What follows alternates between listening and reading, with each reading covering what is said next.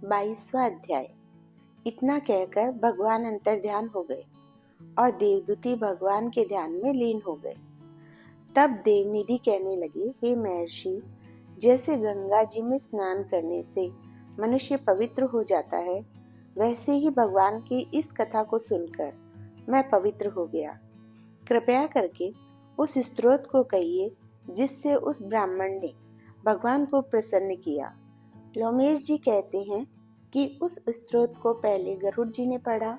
उनसे मैंने सुना, हे विप्र, यह स्तोत्र अध्यात्म विद्या का सार, पापों के नाश करने वाला है।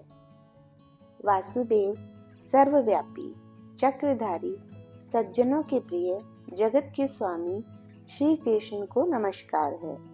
जब स्तुति करने वाला जिसकी स्तुति की जाए तथा सभी जगत विष्णुमय है, तो किसकी स्तुति की जाए?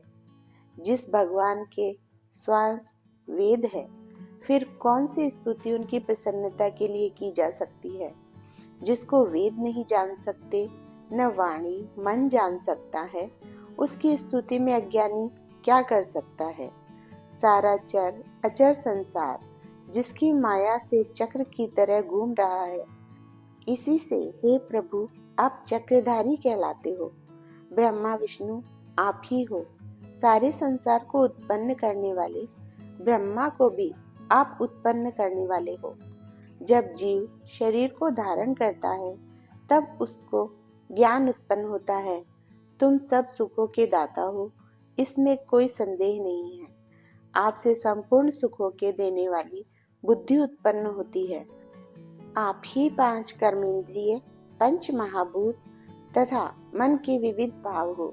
ब्रह्मा विष्णु रुद्र की कल्पना से आप संसार की कल्पना इसी प्रकार करते हो जैसे पिता पुत्री की।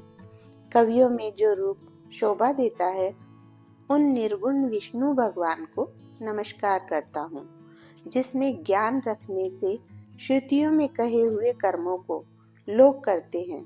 उस पवित्र ब्रह्म को मैं नमस्कार करता हूँ। मैं उस सतरूप हरि को, जिसको योगी लोग सब प्राणियों में आत्मरूप में देखते हैं, उपासना करते हैं, जिसको अद्वैत कहते हुए गाते हैं और यज्ञ करते हैं, उस माधव भगवान को मैं नमस्कार करता हूँ। मनुष्यों को माया तथा मोह में पैदा हुए विचित्र आभास, अहंकार तथा ममता को जानकर खो देते हैं, उन भगवान को मैं नमस्कार करता हूँ।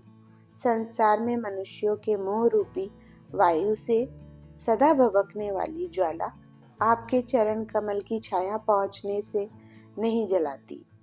जिसके स्मरण मात्र से मोह, अज्ञान, रोग, दुख दूर हो जाते हैं, उस अनंत रूप को नमस्कार करता हूँ। जिसमें मिल जाने पर और किसी दूसरे की इच्छा नहीं रहती, जिसको जानकर अद्वैतवादी आत्मा को देखते हैं।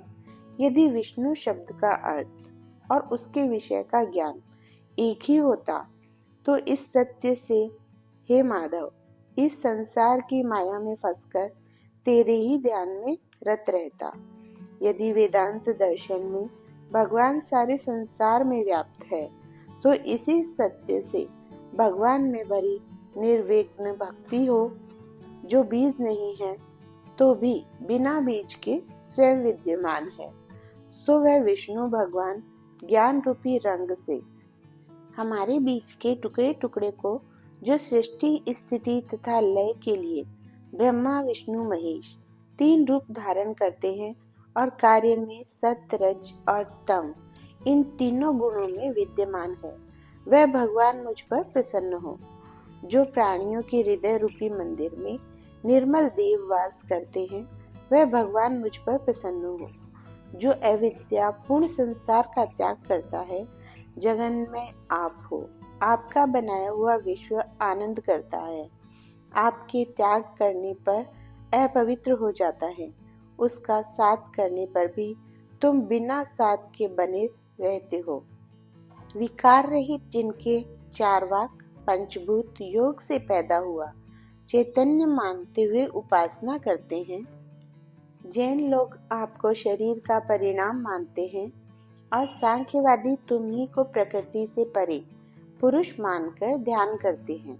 जन्म इत्यादि से रहित चैतन्य रूप सदा आनंद स्वरूप उपनिषद जिसकी महिमा गाते हैं। आकाश आदि पंच महाभूत देह, मन, बुद्धि, इंद्रियां सब कुछ तुम ही हो। तुमसे अलग और कुछ नहीं। तुम ही सब प्राणियों के उत्पन्न करने वाले हो और मुझको शरण देने वाले हो। तुम ही अग्नि, रवि, इंद्र, होम, मंत्र, क्रिया तथा फल सब तुम ही हो। कर्म के फल देने वाले बैकुंठ में तुम्हारे सिवाय कोई नहीं है। मैं तुम्हारी ही शरण हूँ। सब प्राणियों के हेतु तथा उनको शरण देने वाले तुम ही हो।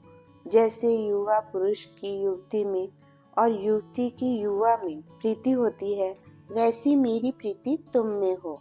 जो पापी भी आपको प्रणाम करता है, उसको यमदूत ऐसे नहीं देखते जैसे उल्लू सूर्य को।